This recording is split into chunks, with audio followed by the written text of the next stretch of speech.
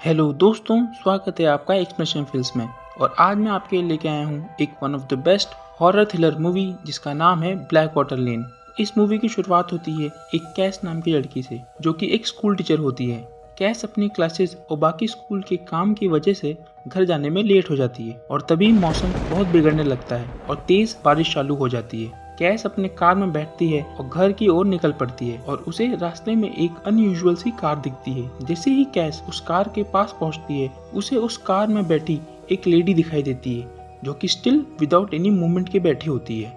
इस खराब मौसम में ये सब देखकर कैस बहुत घबरा जाती है और तुरंत अपने घर जाके सो जाती है। सुबह कैस का हस्बैंड मैट उसके पास आता है और उसे एक न्यूज़ के बारे में बताने लगता है कि कल ब्लैक वाटर लेन रोड पर पुलिस को एक लेडी की डेड बॉडी मिली है। ये सब सुनकर कैस अपने फ़ोन में उस न्यूज़ की डिटेल्स देखने लगती है, जहां उसे उस लेडी की पिक्चर दिखाई देती है और कैस उसे पहचान लेती है कि ये तो वही लेडी है जिसे उसने रात में देखा था। फिर अगले सीन में हमें दिखाया जाता है कि कैस अपनी फ्रेंड रिचेल से मिलने आई होती है, जहाँ कैस रिचेल से अपनी माँ के बारे में बात कर रही होती है। इनकी बातों से हमें पता चलता है कि कैस की मॉम की कुछ सालों पहले डेथ हो चुकी थी। शाम को कैस और रिचेल को अपने बेस्ट फ्रेंड सूजी के बर्थडे पार्टी में जाना होता है, इसलिए वो उसके लिए गिफ्ट खरीदने के लिए चले जाते हैं। गिफ्ट लेके कैस जैसे ही अपने घर पहुंचती है तो उसे अचानक से लगता है कि कोई उसे देख रहा हो, लेकिन वो इस चीज़ को नज़रअंदाज कर देती है और घर के अंदर चली जाती है। लेकिन तभी जब कैस विंडो से बाहर देखती है तो उसे एक अजीब सा आदमी दिखता है जो उसे देख रहा होता है। तभी वहाँ मैट आ जाता है और वो कैस से पूछता है कि वो विंडो से बाहर क्या देख रही है। कैस उसे उस अजीब से आदमी के बारे में बताती है। फिर जब मैट विंडो से बाहर देखता है तो उसे वहाँ कोई नहीं दिखाई देता, जिससे उसे लगता है कि ये सब बस कैस का हेलुसिनेशन है। लेकिन कैस मैट को बताती है कि उसने सच में वहाँ किसी को देखा था, लेकिन मैट उसकी बातों पर यकीन नहीं करता। फिर मैट और कैस सूजी के बर्थडे पार्टी में चले जाते हैं, जहाँ रिचेल भी आई होती है। रिचेल कैस को बताती है कि कल जिस लेडी का मर्डर हुआ था वो रिचेल और सूजी के ऑफिस में काम किया करती थी।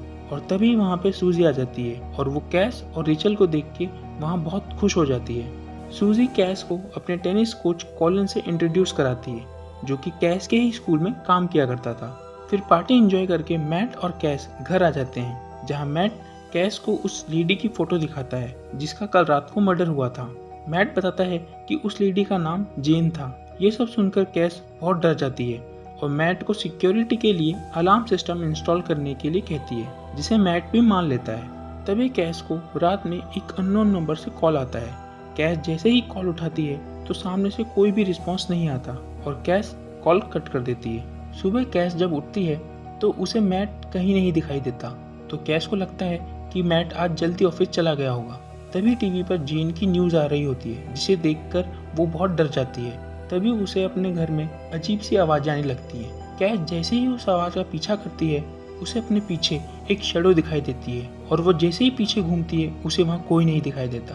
तभी कैस को फिर से एक अननोन नंबर से कॉल आता है। जब कैस कॉल उठाती है तो फिर से सामने से कोई रिस्पॉन्स नहीं आता और थोड़ी देर बाद कैस के घर पर एक आदमी आता है, जो उसके घर के अलार्म सिस्टम को चेक करने आया होता है। सब कुछ चेक करके वो आदमी वहाँ से चला जाता है। फिर कैस जेन की मर्डर साइट पे जाती है, जहाँ उसे कुछ बुके दिखाई देते हैं और एक ईयरिंग मिलती है। तभी वहाँ कैस को एक फॉक्स दिखाई देती है, जिससे डर के कैस वो ईयरिंग लेके अपने घर चली जाती है और उसे अपने कबर्ड में रख देती है।